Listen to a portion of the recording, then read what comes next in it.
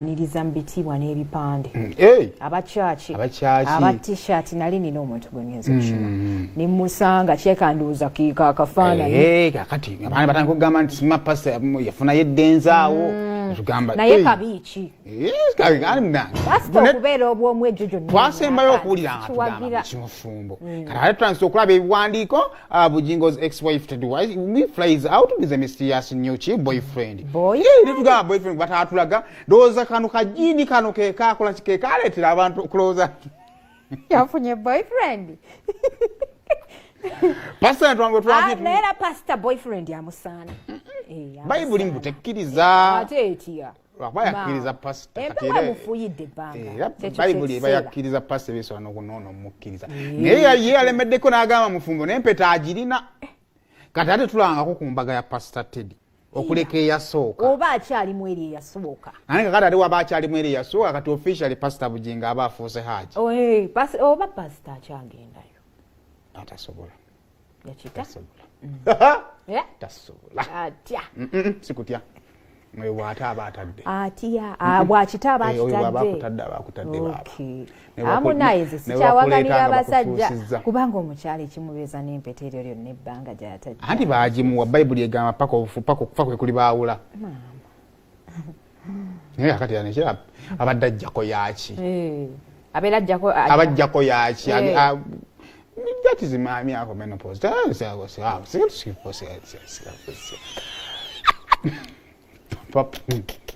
nange nsanyusa obbasanga akabuliriro gye tuli ku Bat Valley era tutegeka ne 31st December night prayer tugenda kubeerayo ku Bat Valley nga 31 December. Yes, Katonda agamba nti munaalangiriranga ekigambo nakyo kinanyweranga gye muli katugenda kulangirira omwaka gwaffe 2023 gubeere mwaka mulungi.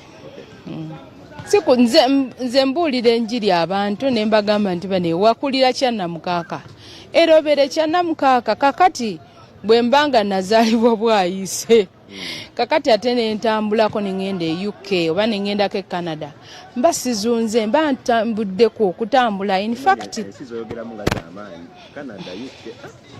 anti Bible egamba nti osina okujulako byonna byonna bya Mukama era Katonda affe yatuwa amaanyi n'obuyinza okutambula ensi kubanga ensi yonna yiye yesewo bamulaba naye era ekituufu nze amperekera abeera Katonda wange amperekera era agamba nti ndi kukulembera n'entereza ebifo ebitali bisende kati amperekera nga ngenda mu mawanga era yanteekamu ne ssente naye era Katonda bw'omusaba ebbanga lyonna lye mmaze kyogamba nti nga nsaba Katonda tawulira bw'omusaba Katonda awulira n'aggulawo enzigi. Anyway UK nali ngenze ku graduation ya mwala ku Sheffield University yali agraduatinga nga amaliriza emisomo gye officially.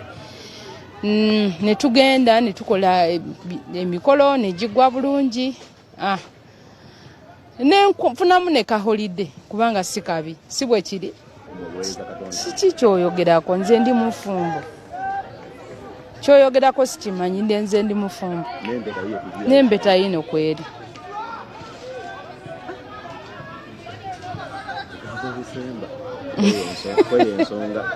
Ensonga ki?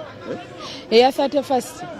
Abalowooza munera balina Yesu abalowooza waliyo omusajja. Agambe nno omusajja ng'akyali. Muyiteseka kompeta bagirabye ye nsonga mu December kwaba aboogera abalowooza munera wali eyo gye wali n'abasajja bavunule bo beevunulire kye basazeewo kyekyo ekyokubiri mbayitanga ennaku z'omwezi 31 December bajje ku Bat Valley tusinze Katonda ate tulangirire omwaka gwaffe 2023 gubeere mwaka gwa mukisa gulebeere mwaka gwa bujulizi era Katonda atuukirize byonna bye tulangiridde mu linnya lya Yesu.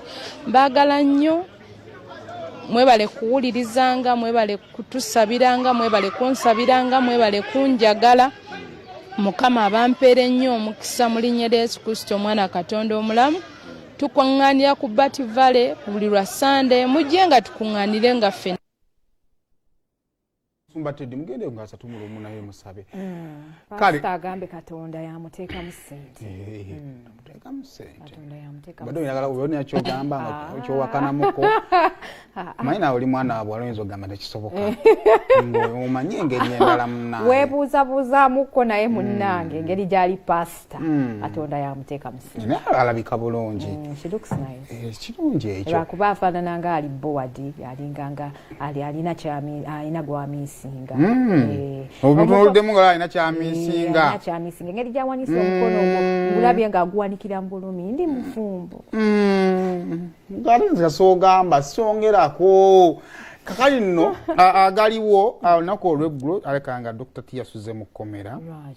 Etteeka linene era computer misuse lya really serious. Really? Really serious. Na video emeka kawo gye yavaayo n'akola.